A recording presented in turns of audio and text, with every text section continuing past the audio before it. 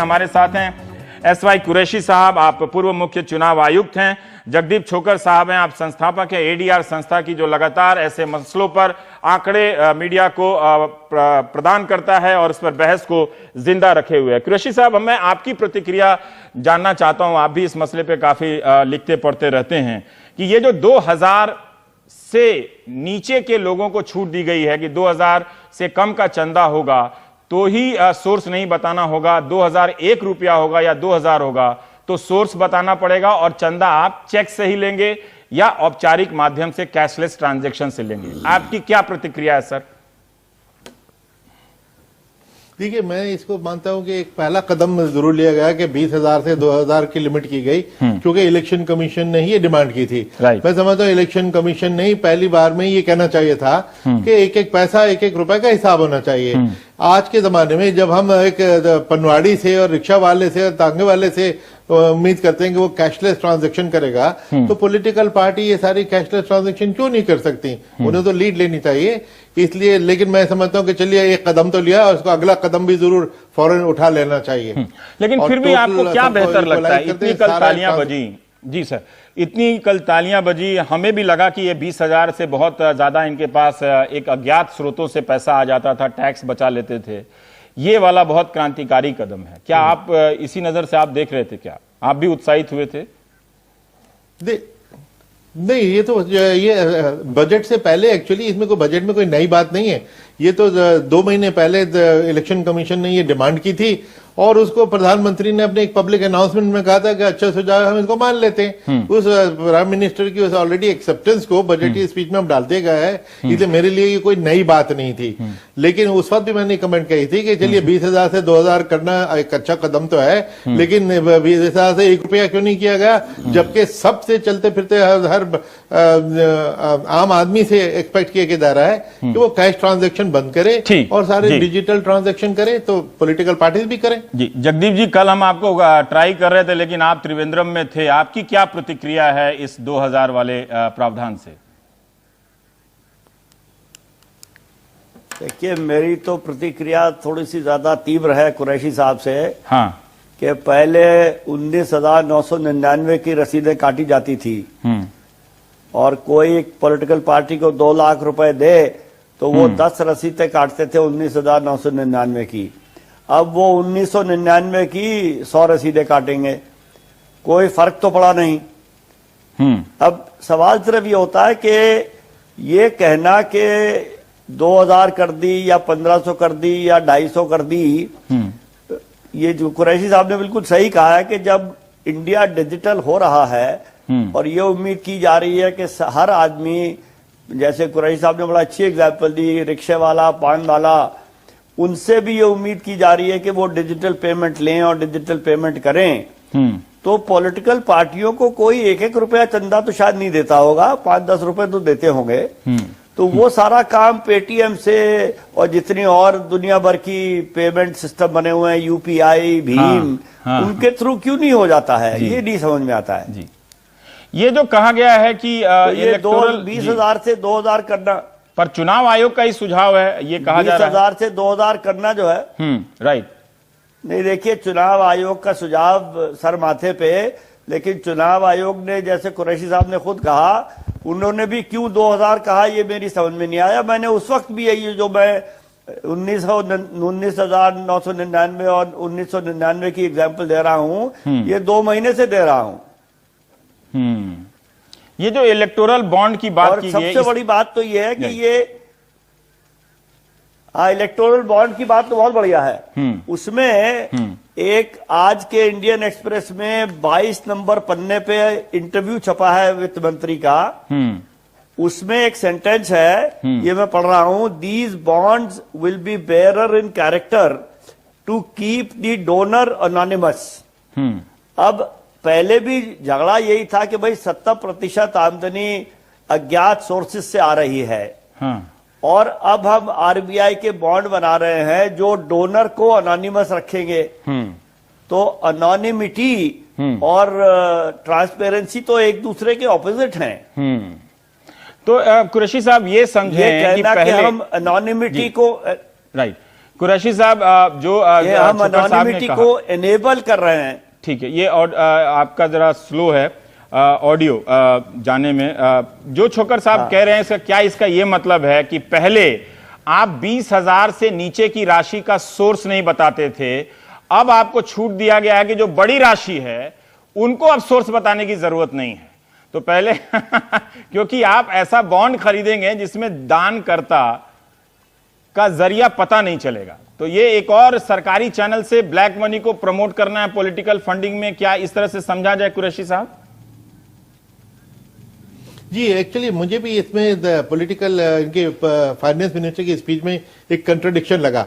एक तो मुझे अच्छी बात तो ये लगी कि उन्होंने कहा कि 70 साल से ट्रांसपेरेंसी और पॉलिटिकल फंडिंग नहीं है, और ट्रांसपेरेंसी का होना फ्री एंड फेयर इलेक्शन के लिए बहुत जरूरी है। मैं इस एडमिशन को बहुत इंपॉर्टेंट स्टेप मान रहा हूं, लेकिन ट्रांसपेरेंसी की अगर कोशिश करने का उन्होंने वादा किया तो बॉन्ड तो और सीक्रेट कर दिए। अब तक पोजीशन ये थी कि 20,000 से ऊपर के जितने भी चंदे थे वो सारे इलेक्शन कमीशन को बताए जाते थे, और उसके बाद इलेक्शन कमीशन सर्टिफिकेट देती थी कि इन्होंने हमको ये स्टेटमेंट दे दिए हैं। उसके बाद इनकम टैक्स एग्जम्पशन मिलती थी। अब तो बॉन्ड का किसने किसको लिया हमें पता ही नहीं लग पाएगा। ये उनकी जो सीक्रेसी थी डोनर की, ये क्यों रखी गई? ये तो ट्रांसपेरेंसी के उसूल के खिलाफ हो गई। पर होना क्या चाहिए था? आप सजेस्ट कर सकते हैं कि चलिए अब बात बढ़ गई है तो अब सरकार तो इससे पीछे जाएगी नहीं, मतलब और नई बातें आए तो उस पर दबाव तो बढ़ेगा ही। जी, होना क्या चाहिए आपके हिसाब से?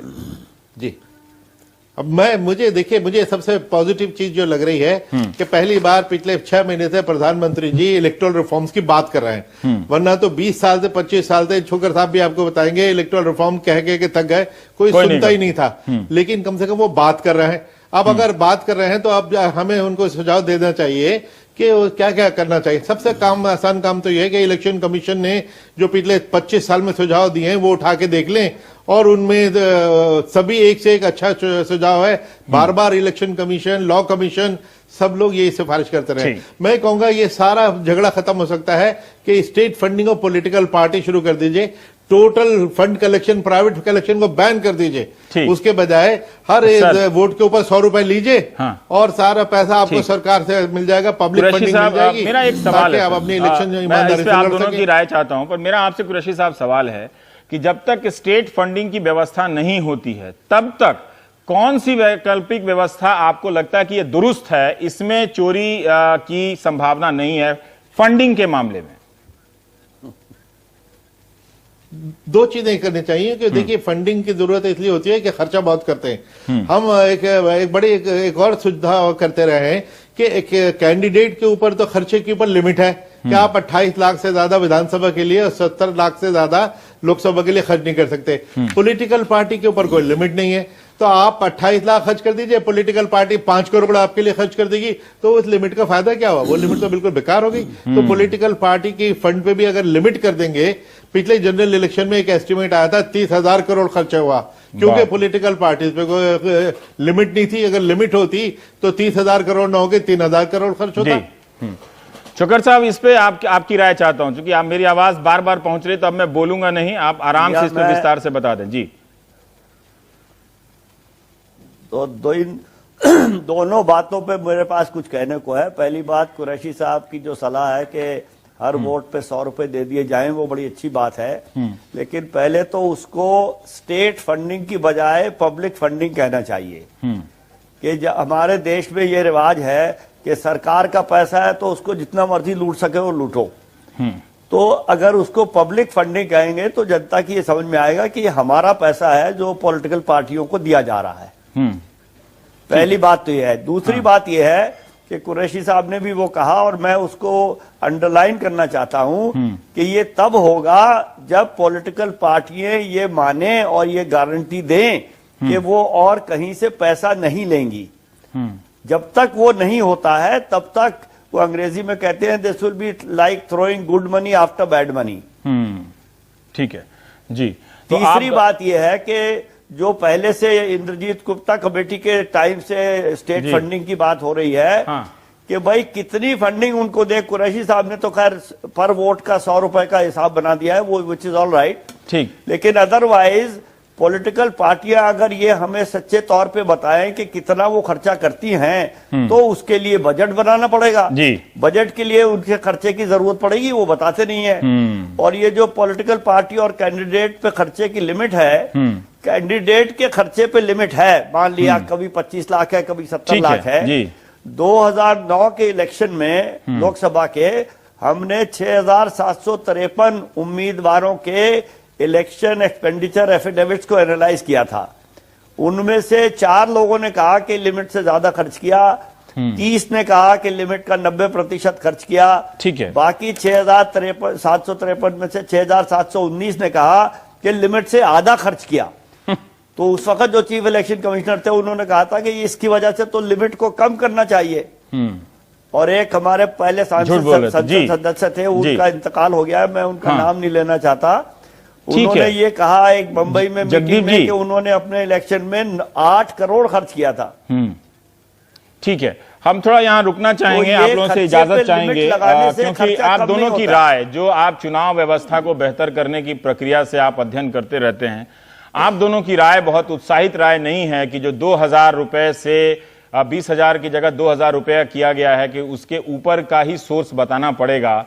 लेकिन उसी के साथ ये चालाकी की गई है कि जो देने वाला है वो बैंक से बॉन्ड खरीदेगा और राजनीतिक दलों को देगा, वहां नहीं उसका नाम पता चलेगा। तो पॉलिटिकल पार्टी को नाम कैसे? वित्त मंत्री ने यह भी कहा कि लोग झिझकते हैं राजनीतिक दलों को चंदा देने में, और क्योंकि नाम जाहिर होने से राजनीतिक दल प्रताड़ित करते हैं। उन्हें प्रताड़ित किया तो करता कौन है? यही लोग तो करता है ना। तो अगर इनको लगता है कि चंदे का माहौल बेहतर हो कुरैशी साहब, तो सत्ता में आने पर ये दानकर्ताओं को प्रताड़ित ना करें। ये तो हम नियम प्रावधान कर सकते हैं ना इस तरह का।